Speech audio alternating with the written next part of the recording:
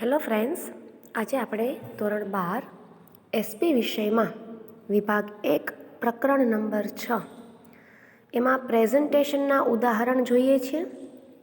આની પહેલાંના લેક્ચરમાં આપણે પ્રેઝન્ટેશન એટલે શું, એનો અર્થ શું થાય, પ્રેઝન્ટેશનના પ્રકારો કયા છે, પછી મૌખિક, લેખિત અને પાવરપોઈન્ટ પ્રેઝન્ટેશન વખતે કઈ બાબતો ધ્યાનમાં રાખવી જોઈએ, એ બધું મુદ્દાસર સમજી ચૂક્યા છીએ. હવે તમારો જે છેલ્લો ટોપિક છે આ પાઠનો એ છે પ્રેઝન્ટેશનના ઉદાહરણ. એમાં અહીંયા તમને પાવરપોઈન્ટ પ્રેઝન્ટેશનના ઉદાહરણ તમારી ટેક્સ્ટબુકમાં આપ્યા છે. એના માટેની 15 સ્લાઇડ્સ અહીંયા બતાવેલી છે. એક પછી એક સ્લાઇડ આપણે જોતા જઈએ. સૌથી પહેલી સ્લાઇડ છે સ્લાઇડ નંબર 1, જેની અંદર ટોપિકનું નામ આપેલું છે કે શેના માટેનું છે આ, તો કે ઉજાસ ડિટર્જન્ટ પાવડર અમારું નવું ઉત્પાદન. એનો મતલબ એવો થયો કે આખી 15 સ્લાઇડ કોના ઉપર છે, તો કે ડિટર્જન્ટ પાવડર ઉપર, જેનું નામ છે ઉજાસ. એટલે આપણે એવું જોયું હતું કે પહેલી સ્લાઇડમાં ટોપિકનું નામ લખવું ફરજિયાત છે, તો અહીંયા પહેલી સ્લાઇડમાં એ લોકોએ નામ આપ્યું છે અને એ શું છે તો કે ડિટર્જન્ટ પાવડર છે. ત્યારબાદ છે બીજી સ્લાઇડ. એની અંદર આપણે જોયું હતું કે એની અંદર કાર્યસૂચિ અથવા તો એજન્ડા કે અનુક્રમણિકા આપવી પડે કે હવે પછીની સ્લાઇડમાં કઈ કઈ વસ્તુ આવશે. તો કે હવે પછીની સ્લાઇડમાં શું આવશે, તો કે ઉત્પાદનની વિગતો આવશે, ઉત્પાદનની ખાસિયતો આવશે, ઉત્પાદનની વિશેષતાઓ, વપરાશ વર્ગ અને તેમનું વલણ, વેપારની ઉજળી તકો, પેકિંગની ઉપલબ્ધતા, ગ્રાહકોમાં પ્રસાર, સ્પર્ધાત્મક કિંમત, આકર્ષક ભેટ યોજના, વિજ્ઞાપન અને પ્રસારણ, વેચાણ અને નિદર્શન, ધ્યાન આકર્ષક સૂત્ર. આ બધી જ સ્લાઇડ્સ હવે પછી તમે જોશો એવું અહીંયા બીજી સ્લાઇડમાં કહેવામાં આવ્યું છે. ત્યારબાદ સ્લાઇડ નંબર 3, ઉત્પાદનની વિગતો. ઉત્પાદનનું નામ શું છે, તો કે ઉજાસ ડિટર્જન્ટ પાવડર. એનો પ્રકાર શું છે, તો કે ગ્રેડ 1, ગ્રેડ 1, અને એની ક્વોલિટી છે પ્રીમિયમ ક્વોલિટી. અને ઉત્પાદક કરનાર કોણ છે, તો એ કંપનીનું નામ અને સરનામું. ઉજ્જવલ કેમિકલ્સ, જીઆઈડીસી સાણંદ, જિલ્લો અમદાવાદ. અને જો એ પેકેટનું આખું ચિત્ર અહીંયા આપ્યું છે, તો આ રીતે ચિત્ર પણ મૂકી શકાય. ત્યારબાદ છે ઉત્પાદનની વિશેષતાઓ. વજનમાં ખૂબ જ હલકો છે, માત્રામાં વધુ છે, દાણેદાર છે, ઓપ્ટિકલ બ્રાઇટનર યુક્ત છે, ફ્લોરોસન્ટ વ્હાઇટનિંગ એજન્ટ સપ્રમાણ માત્રામાં છે, તાજા ફૂલોની મહેક યુક્ત છે, સફેદ અને રંગીન કપડાં પર પણ અસરકારક, સુતરાઉ અને સિન્થેટિક કપડાં માટે પણ અનુકૂળ. જો અહીંયા તમને ચિત્ર મૂકી અને કેવી રીતે મશીનની અંદર નાખવું કે ધોવું હાથેથી, એ બંને દર્શાવ્યું છે. ત્યારબાદ છે સ્લાઇડ નંબર 5, વપરાશકાર વર્ગ અને તેમનું વલણ. કોણ વાપરતું હોય વોશિંગ પાવડર, તો કે જે કપડાં ધોતા હોય. ગુજરાતની ગૃહિણીની રોજ કપડાં ધોવાની આદત. હાથ કે મશીનમાં કપડાં ધોવા ડિટર્જન્ટ પાવડરની ફરજિયાત જરૂર પડે. સામાન્યપણે ગૃહિણી વર્ગ પસંદગીકાર છે.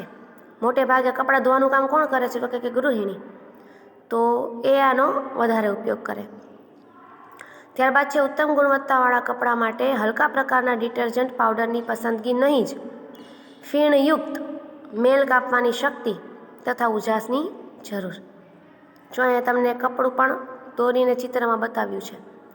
ત્યારબાદ છે સ્લાઇડ નંબર 6, વેપારની ઉજળી તકો.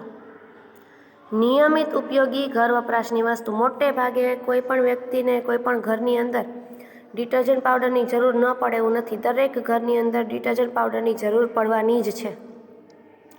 વારંવાર ખરીદીની જરૂર. જીવન જરૂરિયાતની વસ્તુ છે કપડાં ધોવા, એટલે એની ખરીદવાની પણ વારંવાર જરૂર પડે. વિવિધ માત્રામાં ખરીદી, વ્યક્તિગત આગ્રહની અસર, પ્રયોગાત્મક ધોરણે બ્રાન્ડની બદલી અને સ્થાનિક ઉત્પાદન તરફ વફાદારી. આ પહેલી 6 સ્લાઇડ. પછી છે સ્લાઇડ નંબર 7, પેકિંગની ઉપલબ્ધતા. કયા કયા પેકિંગમાં મળશે, તો કે 200 ગ્રામમાં મળશે, 500 ગ્રામમાં મળશે, કિલોનું પેકિંગ મળશે, 2 કિલોનું પેકિંગ મળશે.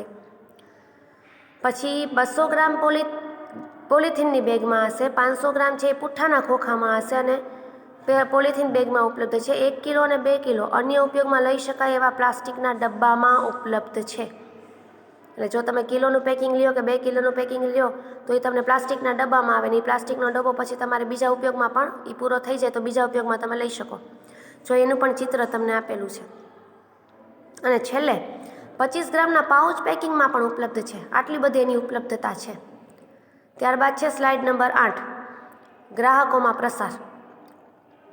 સ્થાનિક ઉત્પાદન, સ્થાનિક ગ્રાહકો, પ્રસાર ગુજરાત પૂરતો મર્યાદિત. ગુજરાત માટે જ છે આ. પ્રથમ તબક્કે અમદાવાદ અને આસપાસનો વિસ્તાર, અને 6 માસ બાદ ઉત્તર ગુજરાત, સૌરાષ્ટ્ર અને કચ્છ, ભુજ સર કરવા. કઈ રીતે ગ્રાહકોમાં પ્રસાર કરવાનો છે એની વિગત છે અહીંયા. અને 1 વર્ષ પછી મધ્ય અને દક્ષિણ ગુજરાત તરફ પ્રયાણ. ત્યારબાદ છે સ્લાઇડ નંબર 9, ઉત્પાદકની ખાસિયતો.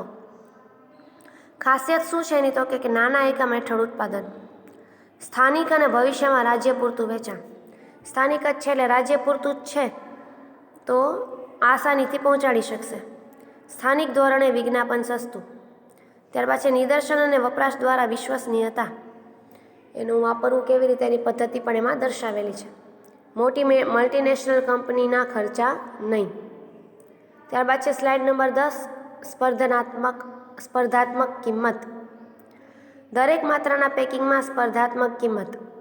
સ્થાનિક ધોરણે ઉત્પાદનનો ફાયદો, મલ્ટીનેશનલ કંપનીના ઉત્પાદનો કરતાં સરેરાશ 20% કિંમત ઓછી. 2 કિલો પેકિંગમાં નેટ 25% ઓછી કિંમત. એમાં જો તમે 2 કિલોનું પેક લ્યો તો તમને 25% ઓછી કિંમતે મળે. અને 50 ગ્રામ પાઉચ પેક માત્ર ₹2માં ઉપલબ્ધ. ₹2માં તમને 25 ગ્રામનું પાઉચ આપે તો એ સસ્તું જ કહેવાય. તો આ બધી એની કિંમત દર્શાવેલી છે. ત્યારબાદ છે આકર્ષક ભેટ યોજના. તમે એ પાવડર ખરીદો તો સામે ભેટ પણ આપે છે. દરેક પેકિંગ સાથે આકર્ષક અને ઉપયોગી ભેટ, પાઉચ સિવાય. પાઉચમાં ભેટ ન મળે, બાકી બધામાં. જો 200 ગ્રામમાં શું છે તો કે સ્ટીલની 6 ચમચી. 500 ગ્રામમાં શું છે તો કે સ્ટીલનું ટમ્બલર. 1 કિલોમાં તો કે પ્લાસ્ટિકની બાલદી 5 લીટર, પ્લાસ્ટિકની બાલદી 5 લીટરની.